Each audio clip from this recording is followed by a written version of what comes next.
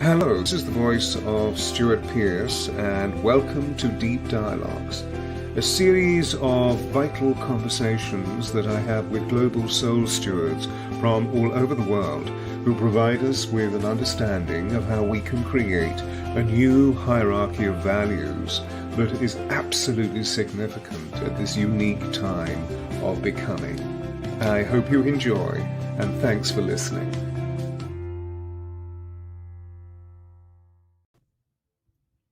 Hi, this is amazing. I'm so excited. If I were living in America, I would say, "Oh my God, I'm super excited." Yes, you would. That's exactly what you would say. And you, oh my God.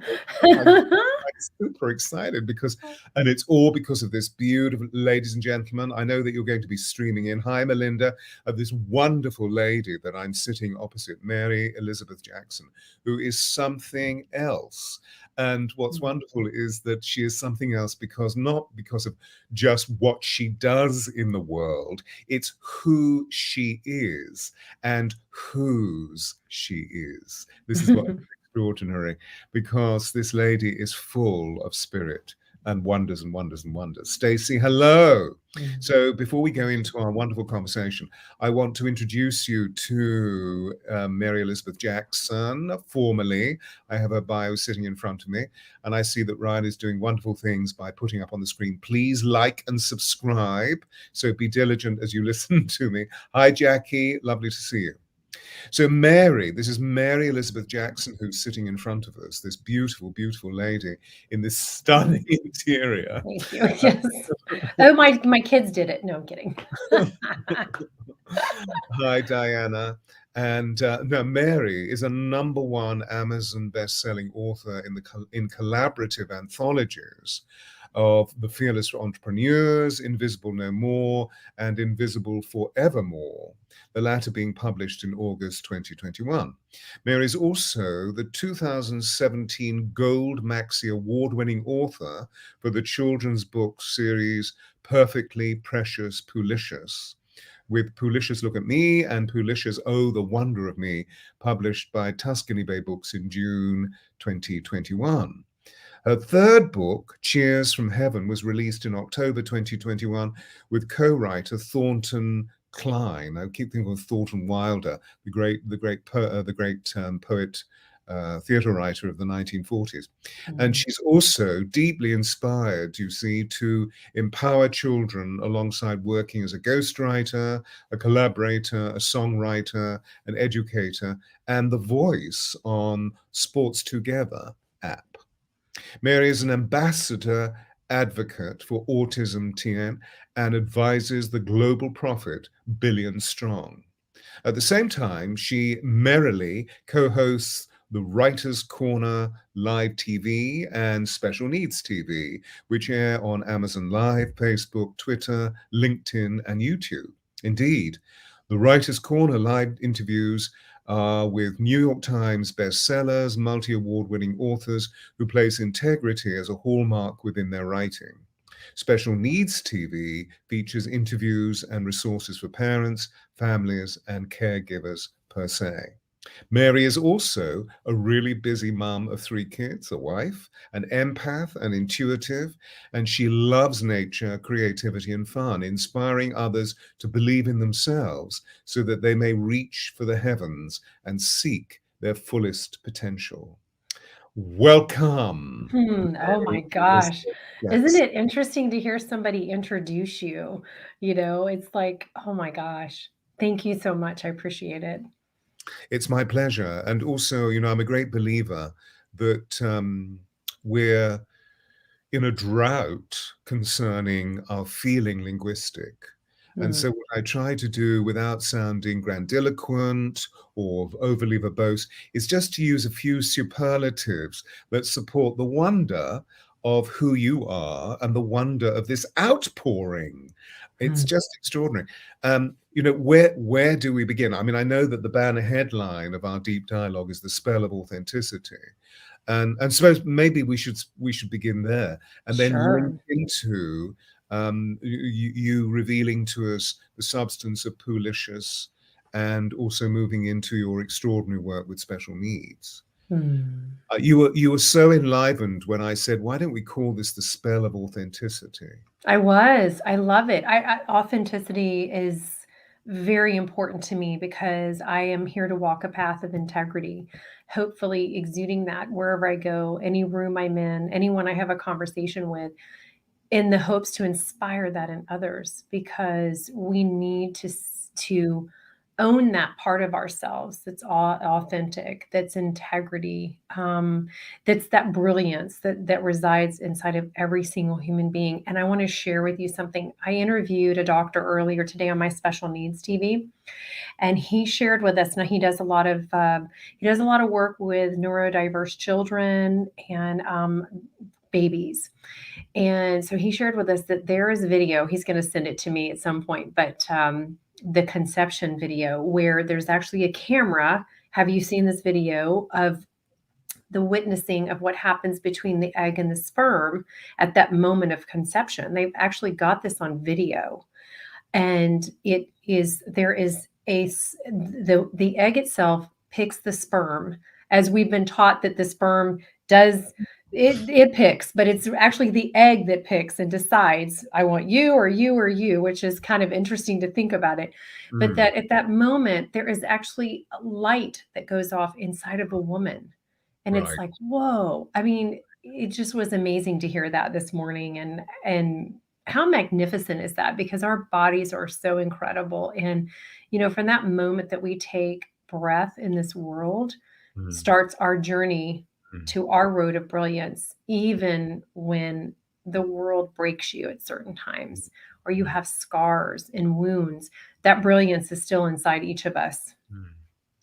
That is so beautiful. And I haven't seen the movie, but I feel as though I have in my Mm. consciousness, because I'm Mm. always talking about that extraordinary moment when the egg and the sperm ignite. And that, I believe, is the moment when soul infuses the presence of the physical reality of what is being created. So that makes absolute sense. And of course, it's rather like the echo of the Big Bang, which Yes. not just simply the big noise, but the big Right. light fusion. And indeed, the third level, when we come through our mother's birth canals or are lifted from her body rather, and then of course we're encouraged to breathe in that first great independent action of breath, and we sound off that moment of igniting the light of our beings, and hopefully Yes. it's received within the resonance of the chamber where we are. So, wow, I'd love to see the effusion of light that suddenly explodes. I know. Well, when I get it, I will send it to you because I said to him, you have to promise to send me that because it does change the way we have been taught about science, Yes, and yes, how we've learned it all for eons of time. But to actually witness something that we believe really happens, that's just, it's a validation of what we think is what is possible that goes on in that moment. Because, it really is a very powerful moment in creation of the world, yes. um, and Yes, the continuation. the feature that you were sharing of the fact that the egg does the choosing, isn't that Yeah. fascinating? Because we actually have, we know that there's an overthrust in the sense, and I use the term meaningfully, because there is this belief within the patriarchy, though it's the sperm that does the swimming and is tireless and resourceful and keeps going until it can embed itself within the egg. But actually, what you're suggesting is that the discerning creativity is achieved by the yin element, not the yang element. I know. Isn't that interesting? The glory of the divine feminine. I know. I know, right? That's what I was thinking this morning. I was like, okay, so this gives women even, more power than what I mean, someone said to me a long time ago, and I mean, this is a not anything like that we don't already know, but one of the most magnificent things that a woman can do in this life is to give birth to another human being. What a responsibility we have. And what a responsibility that a lot of times gets taken for granted because either a person doesn't want that child or it's born into very tough circumstances or someone was not taught how to be a parent. So that being comes into this world with joys and hopes and wishes, and it's kind of taken away sometimes, right? So as individuals, we have a responsibility to own our stuff, as I say. It's a nice word for it, and really become aware of what makes us tick, what motivates us to do what we do in life, reactions and feelings and thoughts. And if it comes from a place of wounds or anger or hate or whatever it is, then we can stop and course correct ourselves to be in more of a positive, healthy place, and then teach our children how to do that. So that is the responsibility of grown-ups, Yeah, yeah.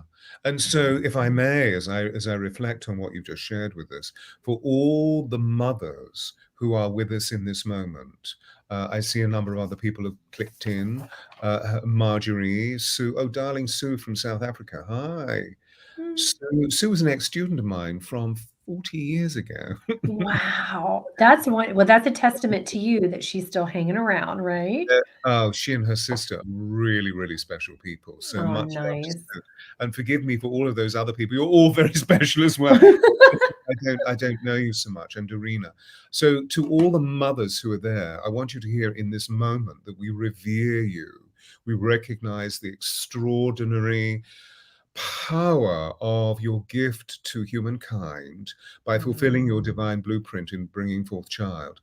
And then we turn to all the men who are all the fathers and the would-be fathers, those that have fantasy about becoming true fathers, those that have wonders that they want to achieve. Welcome, Julie. Then bless you, because those reverences are something that we need to tender and we need to see as being precious. And indeed, coming back to Mary Elizabeth, that it's okay for me to call you Mary Elizabeth or just Mary? Absolutely. Either one is fine. Okay.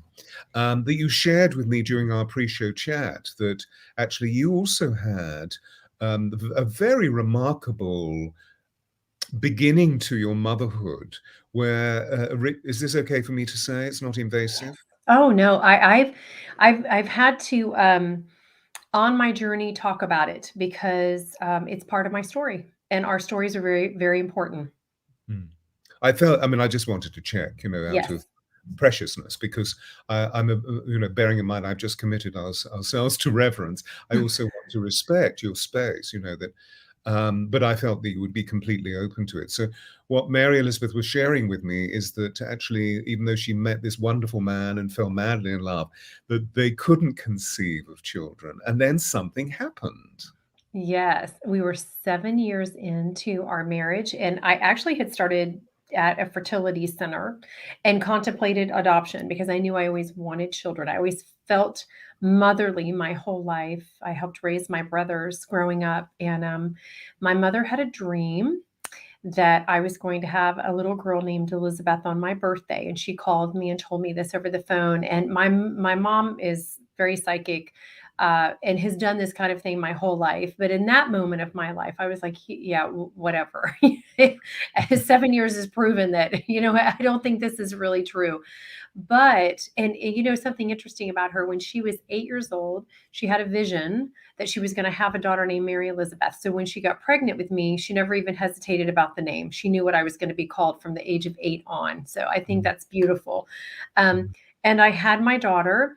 And she came right before my birthday, about 8 days before. But then my mother called me and told me about my next child, and that she said it was going to be a boy, and she turned out to be a little girl, another girl. So it's funny, when I was in my ultrasound, when he said, "Well, you're having another girl," I said, "No, we're not. You need to look again. We're having a boy," because that's what my mom said, right?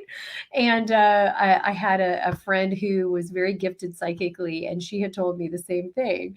And so I was like, "Wait, what? I'm having a girl? I thought I was having a boy." And then I was pregnant at 42. I was not planning this, and I lost this baby. It took a while for me to get over that.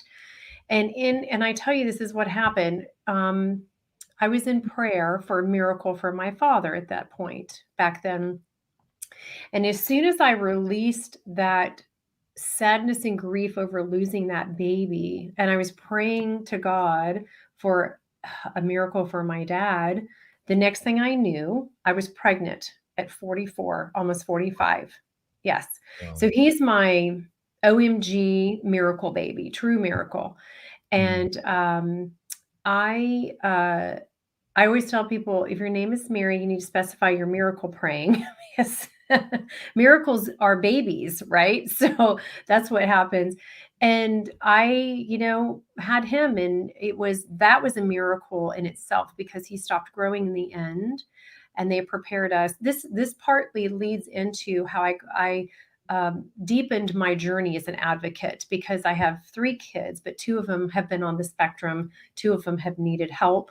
My little guy is 8. He's autism level 1 with sensory processing and language processing.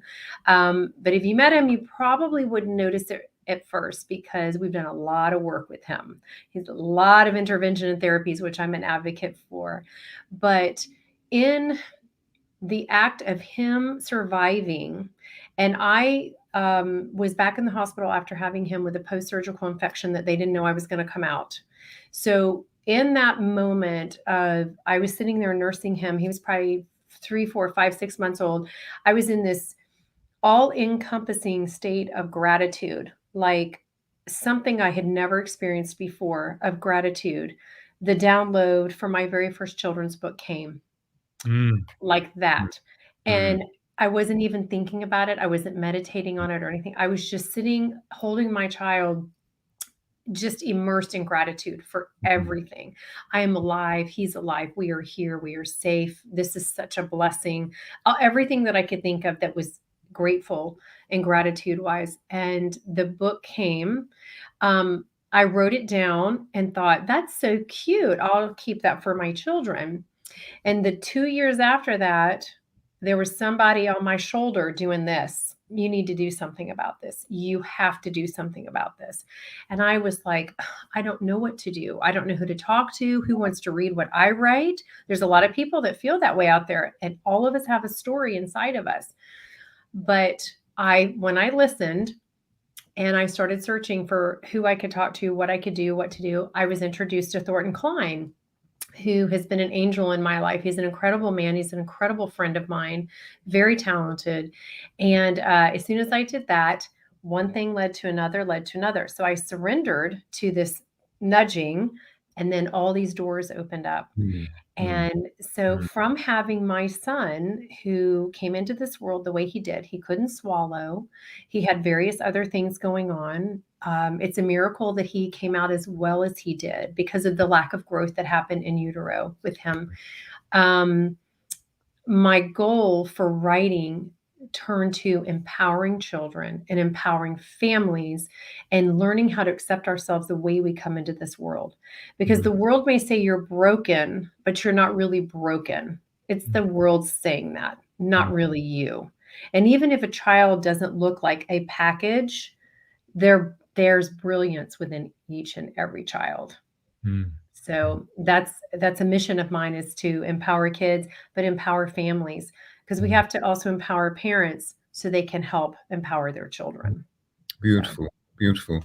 And so, as I reflect on the wonders that you've just shared with us, there is already an umbrella within the richness of your story of how you were already moving yourself into miracle-mindedness, and mm, particularly in a state of grace, as you thanked with vast waves of gratitude moving through you. And as soon as the gratitude was alive within the whole of your cellular spectrum, so to speak, we know that we have over 100 trillion cells, you also ignited and were able to touch into that sort of slight distortion in the space-time continuum for miracles and magic to come forward.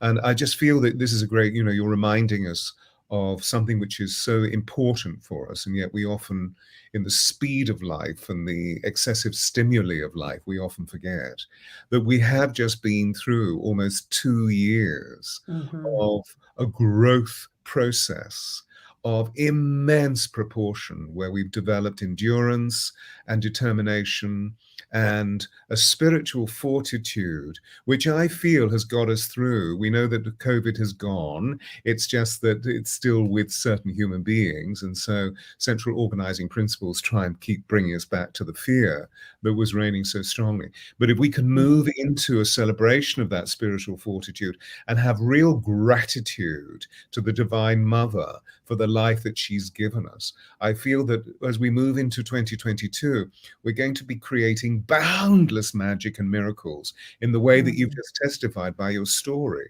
What's also so beautiful about the story is the fact that there was all of this level of miraculous perfection, but then your babes came in with these really interesting personalities, some of which were partially challenged, like, you know, the I don't know the name of your son, your latter boy.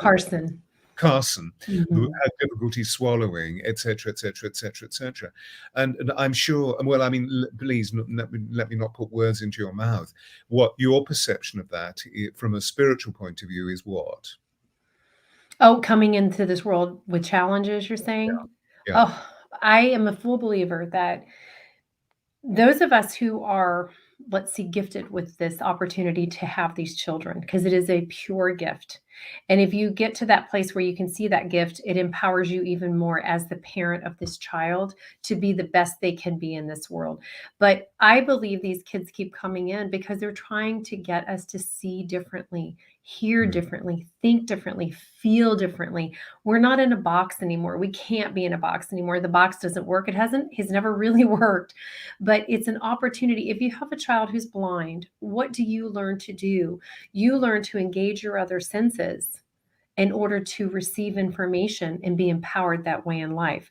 If you did not have a child who was blind, you may never have that opportunity come to you in this world. And what a gift that is. I mean, Carson, I always say he is the puzzle piece that puts our family together, because being older parents, we have had to engage the whole family to help raise him. Everybody has had to take a part in this. It's very, very important. It wasn't just mom raising him. It's okay, dad's helping, sisters are helping. It also allows other children in a family to be able to be compassionate towards others and to come outside of themselves. We know children by nature can be very selfish and self-absorbed. This does not allow them to do that. So they can go out into the world and be compassionate, empathic human beings. So there's a lot of levels and dimensions to what I think is the purpose for having a child who has challenges. I could go on and on about them because I've been able to come to that place of gratitude for it. Now, that doesn't mean there aren't days that are challenging. It doesn't mean that you're not up against a real battle sometimes and feeling lost and alone. And what are you going to do? And, that parents always go through a grieving period when a child is going to have challenges, because it doesn't just affect the child, it affects the entire family. So we all people struggle with it in a household. We went through a year when he was little, and this was after his vaccinations when he was 18 months old. He's not had any since he was 2 because he's considered damaged, but he for an entire year screamed all the time, screamed constantly, to the point you can't go out in public very much. You cannot partake in certain things like a normal, typical family would. He was one that would throw things, but it was because his body, from the reaction, had created inflammation in his nervous system and his brain. Now, we've done a lot of detoxing with him. So he's a miracle again, all that he has overcome and where he is now. If we can come away from a place of judgment and look for the beauty in the situation you're given and the lessons and the awarenesses, it is an awareness expander in our life. And the joy that comes from that is just, how could you not be a deeper person from something like that, right? Absolutely. But the level of courage, the level of forthrightedness that you've shown yourself, it just indicates to us all the wonderful lack of sentimentality. that you really go into the very core of what true unconditional love is all about, what compassion Mm. is all about, what empathy is all about. And corralling all of the family into conscious co-creation. It's wonderful. And I know it was through the tenet of, being more mature in our years than perhaps the conventional family. It meant that we needed to do this because of other responsibilities, either to the elder children or to your occupations and so forth. And the understanding of the richness of what your lives are all about, and how your lives in that richness don't need to be impaired by the challenges that have come along. They can be embraced. The Mm. challenges can be embraced within that life. So I feel that what you're describing to us is absolutely extraordinary. And as you Mm. speak it, the resonance that moves through you is one of such beautiful truth and clarity. Mm. But I feel how spiritually you are supported, in the sense of that you are very buoyant, and therefore you're able to see it from the macrocosmic rather than from the rather trivialized dramas that we get caught up in the microcosm, where our narcissism leads us into, oh, look at me, woe is me, woe is Yeah, me, right. rather than really appreciating, no, this is a challenge, which is a rich soul quest. And so how Mm. are we going to, because as you told the story about his pain and his constant screaming, it's wow, that requires fortitude, that requires endurance, that requires a lot of patience, these wonderful soul muscles that we're taught. How extraordinary. And how is he now? 18. Oh, he's amazing, absolutely amazing. He's in school, that's where he is today. This school is really amazing with him. And he has so many strengths that sometimes, part of my advocacy work is making sure that my child or anyone else's child who they come to me, a family, wants to have help with getting services and therapies and, making sure their child gets what they need in school. Sometimes it recently was said to me, if they walked into a classroom and looked at him, they'd have no idea that he would not need any services.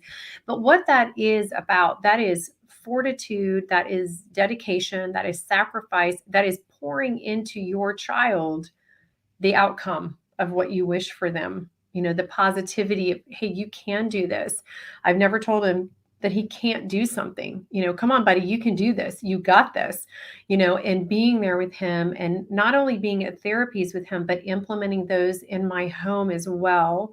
And so my advocacy journey took a different turn. I mean, we become an advocate as soon as we become pregnant, right? Because we have to eat well and sleep, and like we talked about early today with Dr. Pridmore, is to be in that homeostasis, that just very peaceful calm, because the baby, the fetus, picks all of that up, and that's ideal, but we can't always accomplish it.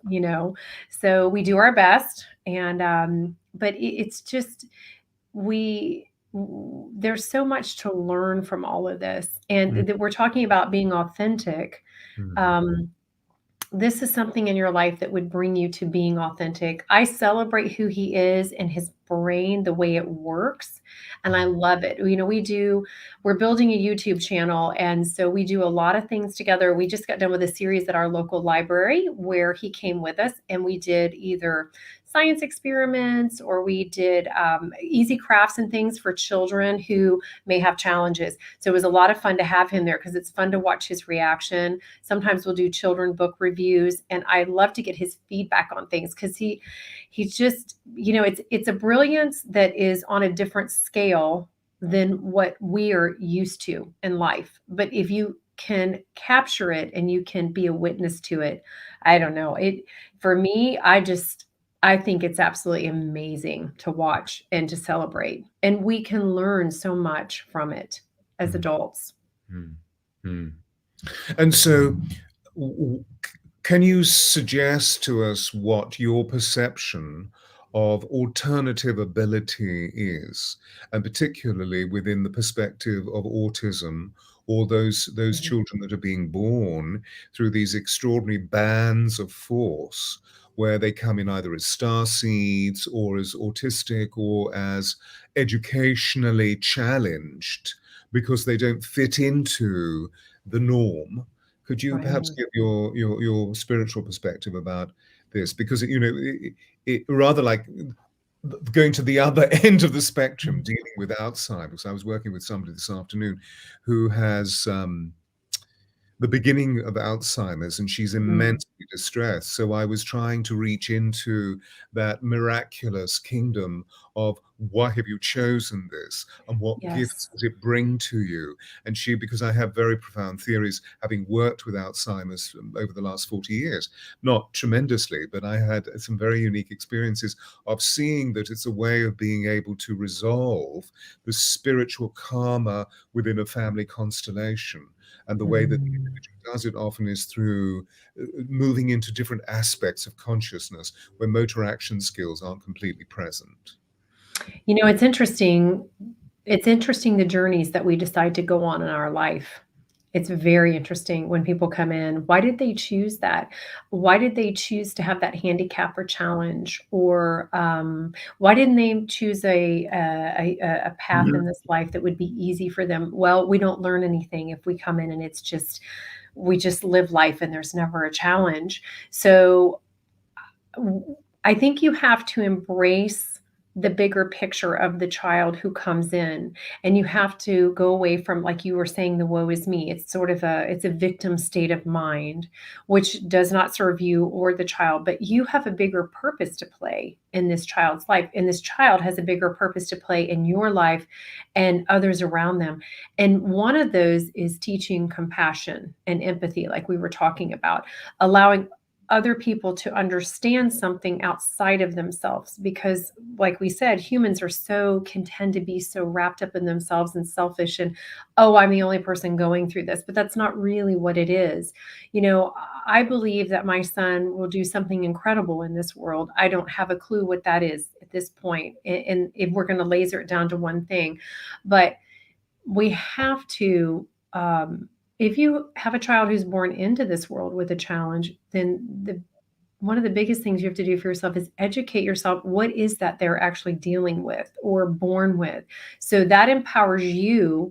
So you know exactly what's happening. Then you can choose from what point you go or which direction you go with it to help heal. We've used a lot of natural we've gone through detoxing. Diet is a very important thing. Trying to teach them about being as natural as possible with things. We do go into the woods and go hiking and things like that as much as possible. One, because it's that the nature vibration is what's perfect for us, right? So getting your children to love that. In children who are on the spectrum, these star seeds, these high functioning ASD, Asperger children, autistic kids, they thrive in environments like that because nature it brings them back to a calm place if their energy bodies are moving too fast. But education as a parent, learning about starseed children or crystal children or rainbow children, and how do they learn in this life? What helps them to function at their best vibration and level is really very important.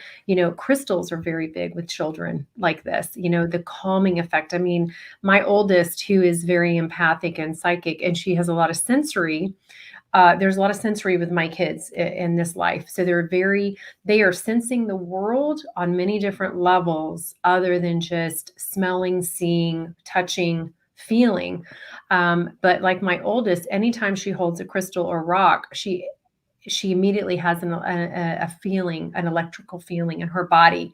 And so for her, those have been very calming in her life. And actually, all three of my kids, we have used a lot of crystals and rocks, and we use essential oils for calming. I go to homeopathics anytime that it's needed. So they're educated in that way, along with we have our medical, of course, world as well. But I think that each child is their own individual case, if you want to call it. They come in their own individual body with their own individual um, being of the kinds of things that are their strengths and their weaknesses. And what we have to do is we have to expand our awareness. don't we, on this? And that helps you to be a better parent, to see the bigger picture. So my son came in. Why did he come in at the time he did in my life? Well, I asked that question a lot. Why did he come in with all these challenges? We're older parents. Are we going to be able to be there for him the way he needs a parent to be there for him? Well, yes, absolutely. But also, like you said, because we're a little more seasoned, we were able to see things completely differently than if I was 25 and I had no idea about any of this stuff. You know, now I'm the age I am, and the other positive side of this is that I've grown into a human being I never imagined that I would. I didn't see this, I didn't see it the way it has turned out. Have I always been a spiritual person in this world? Yes. Have I always had experiences? Yes. Have I always had belief? And yes, but the depth of where it has gone, oh, man, I'm just scratching the surface. Absolutely. I completely cohere with everything that you're saying, although I'm not a father myself, but particularly the latter parts of the fruits of the spirit that it's given you. The mystery of chronology is just so extraordinary. When we think of the way that we become illuminated within the construct of our aging, our maturing, our enriching over the last 30 years, it's completely different from the way that it was presented to us when we were wee children. That that as soon as you reach that point of retirement, it was really downhill from there. And my brother still has that thinking within his capacity, because we're both of an age where he is retired, and I'm 70, so he's asking me to retire as well, and I'm saying, retired? No, I just no, started. you just started. You have, what is 70? I mean, what is a number, right? It really is where I'm 54, okay? And I wake up going, oh, I'm 30. You feel that 25, whatever it is. But I think it's that when we can embrace that wonder in life, that childlike wonder, that's the other gift that this has brought, is watching his first at this point in my life. Wow, is that just a gift? Oh, my word. And I've tried to keep a journal about all of those, and want to write about them at some point. But what it's done for me is it's enriched my writing and my desire. My first love is poetry, but I've never published any of it yet. But that's where I go. And especially if I'm, kind of in not a stuck place, but maybe in a hold or something, nature always presents lots of metaphors for me. And so, but there's a child inside all of us, right? But what he does is he helps to keep mine alive, you know? So I love that, because I get to be a kid. Like last night we were playing hide and go seek. It was so funny. He loves to play hide and go seek, and he came into the bedroom, but he didn't go to the closet. And I was like, why didn't you come to the closet? Oh, I don't know, just being silly, 8, but it's just being able to do that. Even when you're tired, you've had a long day. And when we're older, we don't have as much energy as an 8-year-old does. But embracing that, it opens up, it creates those endorphins for you. It puts your body in a feel-good state. So you're able to receive more light. Absolutely. Absolutely. Completely with you. And I just wanted to pause and reflect on some of the wonderful people that are leaving comments in the chat box. Oh, Hello, Lunaka, Renelo, and these wonderful names. Alcocer, darling Instagata, Julie, Maria, Tech, all of you wonderful people that are out there in these moments of listening in.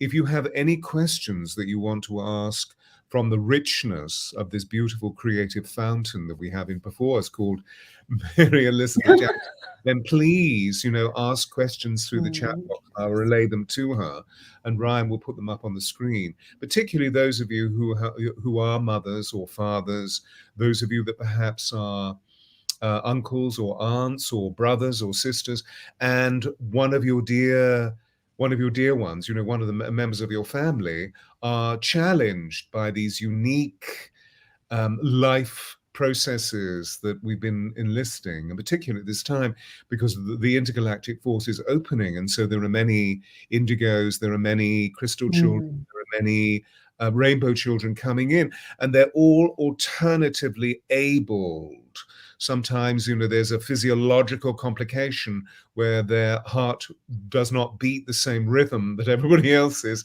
or they may have learning challenges, or they may have perceptual challenges or sensory challenges, and therefore their behavior becomes alternative.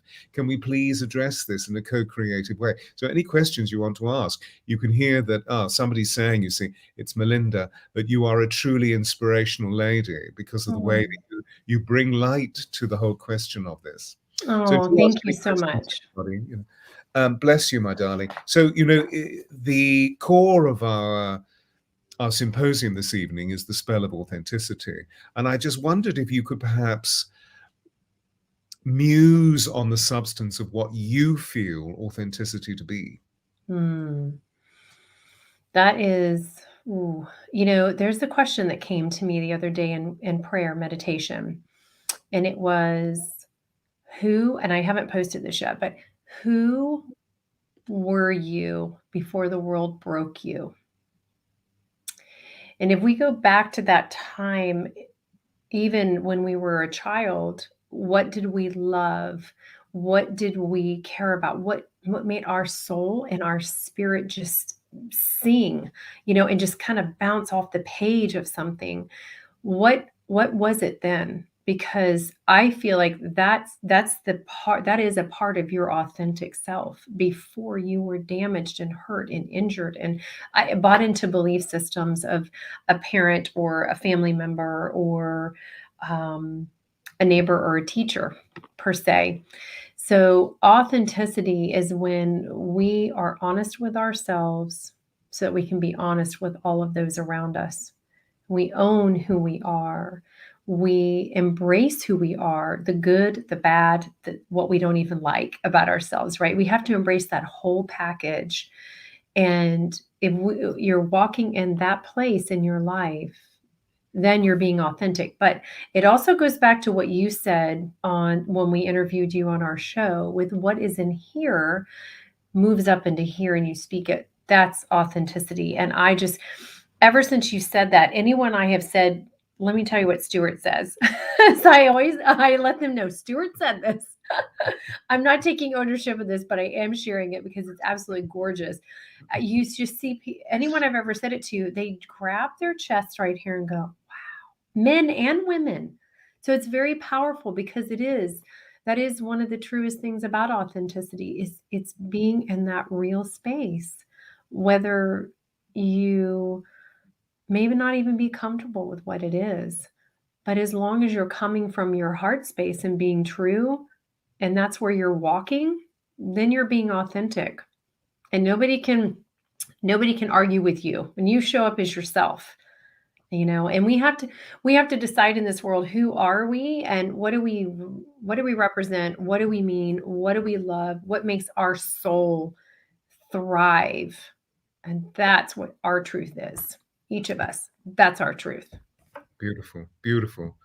So it's the truth of our personality, the truth of our spirit, the truth of our instinct to be the beings that we are, and to recognize who we are, as you were saying, and whose we are. Yes, right. We are children of the divine. There are one or two comments in the chat box that people have got very exercised. Let me just see, are there any questions here? So Nardina, her nephew is on the autistic spectrum. We've had moments when he's younger, he dropped. Are there any questions, Nardina? So what Mary Elizabeth was sharing with us, the correlation between the upsetness of unusual behaviors and what's taking place biochemically within the individual's body, particularly if they're sensitive to geopathic stresses, meaning the topography of the land is releasing electromagnetic energies that are really uncomfortable, the entire energetic or geometric form of where you're living. So it becomes a sensory escapade where we look into the internal chemistry and the external chemistry and find points of coherence and resonance that are fortifying for the individual. It makes me so happy to see the positive effect of it. Yeah. So what's happening is that they're endorsing what you're talking about and sharing, sharing their own particular Now this is interesting. Okay, lots of books and materials, but other parents would be awesome to connect with. Well, Mary Elizabeth is a great resource for this. So we'll get to the end and we'll make sure that you have all of her details so that you can connect with her website and so forth. I would love to connect with other parents because, if we can understand, if we can expand our awareness in others, a lot of children, we'll say the teenagers, right? We've gone through an unprecedented time, but even before then, all of these, we'll take middle schoolers and high schools who their emotions are like this, right? Well, I think the majority of these kids coming in, they're very psychic, they're very tuned in, they're very empathic. Nobody's teaching them about this. Nobody is sharing with them, hey, you know what? You probably sat next to somebody today and you took their load on. You took everything on that's happening with them, and it's not even you. It's you're feeling it though. So I think it's so important that we teach kids about this, and we have to be careful how we say things sometimes, so that they can understand what we're saying. Because a younger child may say, "Wait, what? What am I doing?" But it's easy enough to say, well, when you sat down next to Joe, were you happy? What mood were you in? Did your mood change sitting next to Joe? Well, if your mood changed from where you were, then you've taken on what's sitting next to you. And so then you have to give permission for that to leave and say, this is not mine. I'm releasing this, to light, to change into light, to give back with consciousness, whatever you want to teach a child to do. But when my little guy, the first 2 years of his life, he didn't sleep. And I met someone who was very gifted as a psychic, intuitive, and medium. And she told me to put some crystals under his bed. And she told me to talk to his crew, his angels, and ask him to let him stay in his body while he sleeps at night. And from that night on, he has slept. Mm-hmm. And you can't share that with just everybody, but it worked. And I only share the things that I know are true for me and my experience and what I have seen work, because that worked for him. That's exactly what happened for me as a small child, that I was a very disturbed child because I came into this extraordinary kingdom that we're living in, planet Earth. And it was after the Second World War, and my parents were still carrying with them the trauma of the Second World War. My father was a war hero and had seen ghastly things in battle, and so forth and so forth. And although we were living in a very privileged situation from an aesthetic point of view, because my dad worked for the royal family, the house that we moved to, there were boggets on the stairs, and I could see them, but nobody else could see them. And they were very mischievous, and they were very naughty, and they were very spiteful. So I had marks on my arms from this, and I would be terrified at night because they would come up the staircase and into the bedroom that I shared with my brother, my younger brother. And so my mother actually placed a bowl of water under the bed and then surrounded, and this is going back many, many years, surrounded the bowl of water with crystals, because she remembered her father doing this in the country. He was a Norfolk farmer, etc., etc. So all of these extraordinary abilities that we have innately that we're waking up to. There's somebody is talking about the fact that they often feel shamed for taking their own instincts and research over that which is pushed onto us by the, I see. So the research in the hospital suddenly becomes a tsunami and quashes your own instincts. Is there anything that you can say, perhaps intuitively, about the nature of shame, what its root is, and how we can extubate it and heal it? Okay, so I will say, along my journey as a mother, one of my lessons was to learn to trust my intuition and my gut instinct. And every time that either a doctor did not listen to me, now we use Western medicine, antibiotics. We go to the doctor if we need to. I go natural as much as I can, and then if we have to go, and we have to do this, we have to go to the doctor. Then we do. We use both. I'm lucky enough that my pediatricians respect how I feel about things, and they work with me on it. And you need to find a doctor like that, especially if you have children. But I will say that the times that have come into our lives where the doctor was saying one thing or not listening, which I felt was not listening to me, and my gut instinct said something else. And this does happen a lot of times for parents who have a child that has an issue or a challenge, and no one's listening to them. Oh, they'll outgrow it. No, they'll be fine. But if your instinct says something else, you have to honor that. There is no shame in honoring our instinct and our mother instinct or our gut instinct. To me, I call that the God alarm. We were born with this. And the reason we were born with this is to keep us out of danger and to keep us heading in a direction that's for our highest and best good. And so we have to own that part of us. And I know trust is hard for a lot of us, isn't it? It's hard to trust what we're feeling. Is it a worry? Is it a fear? Is it really a premonition or, information about what's coming? But every time I have not listened to it, there's always been something that's happened, right? And oops. Okay, sorry. There are a lot of people tend to be pleasers, and it's the way we're raised in this world. And oh, don't say anything mean and don't say anything bad, and you be nice to everybody. And we need to be. We also have to be discerning as well, and that takes a while to learn in life. So, if I'm understanding the question, it's that this person has been shamed in the medical world for believing in their own intuitive sense about medical things. Right. Well, they need to trust. They need to trust that they need to trust that instinct, because that's given to you from above. Yeah. And so whilst the grossness of accusation or whatever the roughshod behavior is, I feel what Mary Elizabeth is saying is if we can detach, feel stillness and observe. Now, we can't do that if we're in reactive mode. So we need to practice meditatively, contemplatively, what Mary Elizabeth was saying about taking walks in nature, so that you can actually feel the detachment working within your body. You can feel stillness happening within your body, and you can feel a way of being able to discern. And then you look them straight in the eye and say, I'm about to enact a carefrontation here. Not a confrontation, but a carefrontation, because you are a public servant and I'm here to be served. And I want to have a co-creative relationship with you, but you're creating an ego war and I'm not willing to play. So I love it. Smile on your face and grace in your heart. I did it the other day with one of my wonderful ladies who has acute cancer, stage 4, stage 5 cancer, and she was so frightened that she asked me if I would go into the clinic. And some of the medics know me because I'm this weird man who creates miracles or something. Anyway, whatever. And so I went in and I had to actually be very strong on her behalf. And she learned by it, because obviously that level of self-righteous behavior, and I mean that in a very rightful way, that very appropriate way, had never been experienced when she was a child. And so she learned by it. Diana here is talking about the fact that she was a former educator, and she feels that there is much to be shifted.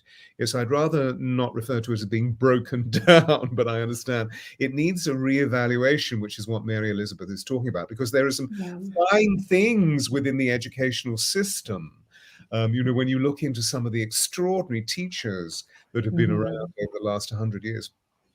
But at the same time, it's the patriarchal system that is possibly not allowing them to flourish in the way that they can. So all of this is going to change, because obviously education is one of the top 5 establishments: central government, banking, and then we move into medicine, which we're seeing at the moment with the pandemic, and then into the church, and then into education. Right. And these kids are all coming in, also referring back to what we talked about a little while ago, they're coming in to assist us into the changes that are happening. They're teaching us all this new stuff, how to look at things differently, how to listen, how to feel, how to be in a state of non-judgment about a lot of things in this world. Because what we feel, there's a lot that's happening right now we all feel is wrong. And not just in the United States, that's kind of lost its mind for a while, but it's in every country all over this planet where governments and people and heads of state and people in charge are just, I don't know, it's sort of like an out-of-body experience. So I know during the time when we were on lockdown, and we've all kind of had different lockdowns depending on what, we're global right now. You're in England, I'm here in this. And what I did for my girls, because I saw their mental health being affected so much. I had one who had to come home from college, ripped away from that whole, and I use that dramatically, but taken out of that situation that she was, she's at school, she's doing what she's supposed to be doing, having that time of that part of her life. And then I ended up homeschooling last year, my other two, but everyone being home, and us, even as adults, okay, you're connected spiritually, I am. And I had to stay in that space of a certain space in order to get through. And what I focused with my daughters was, okay, so where are our choices? What do we have a choice about right now? What can we focus on? What can we give our power to or take our power back from? And how can we stay in you can call it a bubble of creativity? Okay. And we leave everything else out there. All right. Mm, We put a light in front of us and we mm, move forward. And mm. that's how we got through without everyone having mental breakdowns over the whole situation.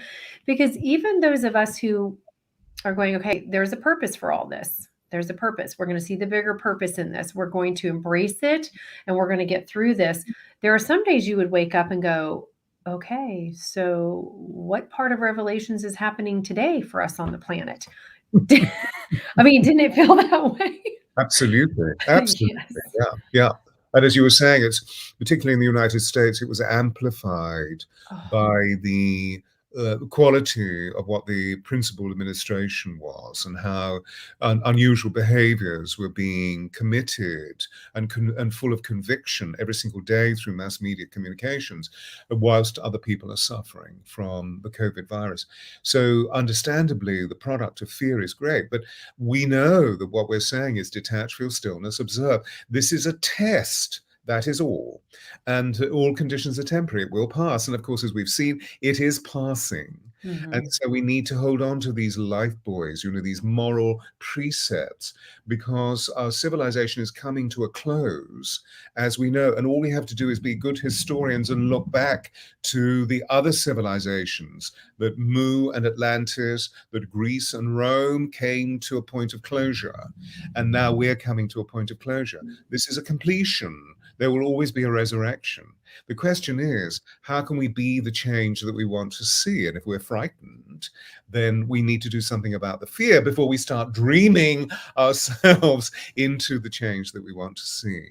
Right, because And if we're reacting from emotion, nothing ever gets done that's right. We have to, and it's hard to detach with some things, but we really do have to step back and yeah, then it's like a movie in front of us. What's happening? yes, Okay, so yes, what's the highest and best good yeah. reaction to this or action movement forward? Yes. Well, you've given us so many extraordinary skills about the challenges that are pitched against you. Oh, thank Not that you. you've given us one iota of feeling that it was a drama, you know, that you, Mm. in other words, you were becoming preoccupied with just the negative impulses of what the energy was all about. Although at times, as you've so beautifully and so honestly and so, vulnerably said, there were times when you didn't quite use this phrase, it's my phrase, but where you felt yourself to be at your wit's end. And Oh, then you gathered absolutely. your wits.